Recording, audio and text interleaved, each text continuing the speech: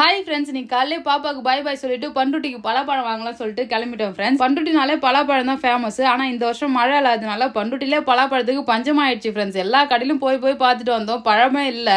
So காய் தான் வச்சுருந்தாங்க. அதுவே 2 நாள் ஆகும் அறுக்க, 3 நாள் ஆகும், அது மாதிரி சொல்லிட்டு இருந்தாங்க. எல்லாருமே பார்த்தீங்கன்னா பழம் இல்லைம்மா சொல்லிட்டே இருந்தாங்க ஃப்ரெண்ட்ஸ். சரி, வந்ததுக்கு சும்மா போகக்கூடாது, எங்கன்னா பழம் இருக்கான்னு சொல்லிட்டு எல்லா கடையிலும் ஏறி இறங்கி லாஸ்ட்டாக ஒரு கடையில் தான் பழம் இருந்தது.